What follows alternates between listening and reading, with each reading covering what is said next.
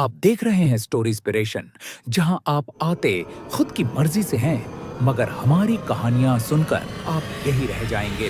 दिल्ली की भीड़ भाड़ वाली सड़कों का वही नजारा, शाम का वक्त, ऑफिस से लौटते लोगों की थकान, हॉर्न की आवाजें और ट्रैफिक सिग्नल पर ठहरी जिंदगियां। कारों की कतारें रेड लाइट पर जैसे थम गई थीं। उन्हीं कारों में एक गाड़ी भी रुकी थी। उसकी पिछली सीट पर सिया नामक युवती बैठी थी। उसके साथ उसका पति करण मेहरा ड्राइविंग सीट पर था। सिया खिड़की से बाहर झांक रही थी। थकान उसके चेहरे पर साफ झलक रही थी, लेकिन आंखों में एक अनकही बेचैनी भी थी। तभी खिड़की के पास छोटे छोटे बच्चे आ गए।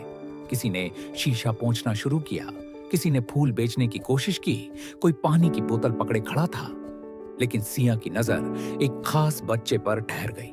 करीब 10 से 11 साल का दुबला पतला लड़का हाथ में पुरानी किताबें लिए खड़ा था। कपड़े मैले थे, मगर उसकी आंखों में अनोखी चमक थी। वह बोला, मैडम, किताबें ले लो, आपके बच्चों को काम आएंगी, बहुत सस्ती हैं। सिया ने उलझन भरी नजरों से उसे देखा। लेकिन मेरा तो अभी कोई बच्चा नहीं है। लड़का मुस्कुराया, तो जब होगा उस वक्त काम आएंगी। अभी ले लीजिए, मुझे खाना मिल जाएगा। सिया के दिल पर जैसे किसी ने दस्तक दी। बिना सोचे उसने किताबें खरीद लीं। करण ने यह देखा, मगर कुछ नहीं बोला। ग्रीन लाइट होते ही गाड़ी आगे बढ़ गई, पर सिया का मन उस बच्चे में ही अटक गया। उस दिन के बाद जैसे सिया को हर बार ट्रैफिक सिग्नल पर उसी बच्चे का इंतजार होने लगा। बच्चा भी अब बार बार उसके पास आ जाता। कभी वह गुब्बारे बेचता, कभी पानी की बोतल, कभी पेन।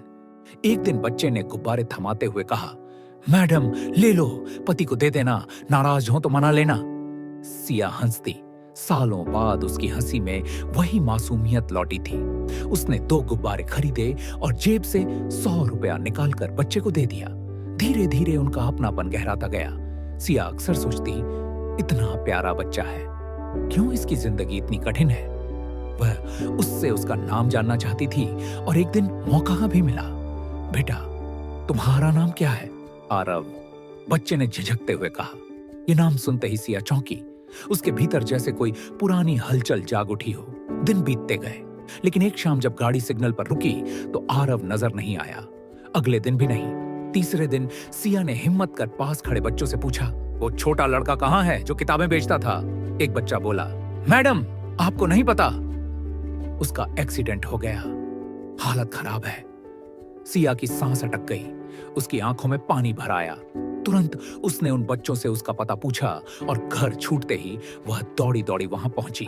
संगम विहार की झुग्गियों की गली में जब वह दाखिल हुई तो उसके साथ एक छोटा लड़का उसे एक झोपड़ी में ले गया।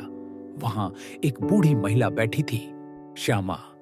सिया अंदर जाते ही पूछने लगी, आरव कहाँ है, कैसा है वो? महिला रो पड़ी, बिटिया, तू ये तो भगवान का खेल है। सिया घबरा गई। आप मुझे जानती हैं? श्यामा ने कहा, आरव तेरे ही खून का है, तेरा बेटा है। सिया जमीन पर गिर पड़ी। उसके कानों में गूंज रहा था, मेरा बेटा। सिया के दिमाग में जैसे कोई पुराना दरवाजा खुला। उसे याद आने लगा लखनऊ का मोहल्ला, उसकी जवानी और उसका पहला प्यार। अर्क एक लड़का था, आकर्षक मगर बिगड़े हुए दोस्तों के साथ। परिवार ने सख्त मना किया, लेकिन सिया ने सबको ठुकराकर उससे शादी कर ली। कुछ दिनों तक सब ठीक चला, फिर अर्क का असली रूप सामने आया। वह गलत धंधों में फिट था, पुलिस में नाम दर्ज था और आखिरकार एक गैंगस्टर झगड़े में वह मारा गया। सिया तब मां बनी थी। एक छोटे बच्चे को गोद में लेकर उसने कहा था, अब तू ही मेरा सहारा है। लेकिन उसके मायके वालों ने जबरन उसे बच्चा छोड़कर दूसरी शादी के लिए मजबूर कर दिया। सिया ने आंसुओं में डूबकर अपने बेटे से वादा किया था, एक दिन मैं तुझे ढूंढ लूंगी। उसी बच्चे का नाम था आरव।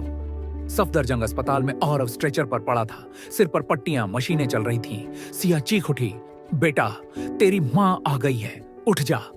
डॉक्टर ने कहा, ब्लड चाहिए, B+ तुरंत। सिया बोली, मेरा है B+, ले लीजिए। उसकी रगों से निकली हर बूंद अब उसके बच्चे की जिंदगी से जोड़ रही थी। घंटों बाद जब आरव ने आंखें खोली, सिया का संसार जैसे फिर से जन्म ले लिया। उसने बेटे को गले से लगा लिया। करण भी पास खड़ा था। पहले तो वह टूट गया था यह सुनकर कि सिया ने यह बड़ा सच छिपाया, लेकिन फिर उसका हाथ पकड़ते हुए बोला, अगर ये तुम्हारा बेटा है तो अब मेरा भी है। बूढ़ी श्यामा और आरव की बुआ आंसुओं में मुस्कुरा रही थीं। उस दिन के बाद सिया की जिंदगी बदल गई। वह अब सिर्फ पत्नी या बहू नहीं बल्कि मां भी थी। उसने वादा किया, अब चाहे जो हो, मैं अपने बच्चे को कभी छोड़कर नहीं जाऊंगी। आरव की आंखों की चमक फिर लौट आई। वह अब सड़क पर दूसरों का मुंह ताकने वाला बच्चा नहीं था, बल्कि अपनी मां के आंचल में सुकून पाने वाला बेटा था। दिल्ली की सड़कों पर वही भीड़ भाड़ और हॉर्न गूंज रहे थे, लेकिन सिया की जिंदगी में अब स्थिरता थी।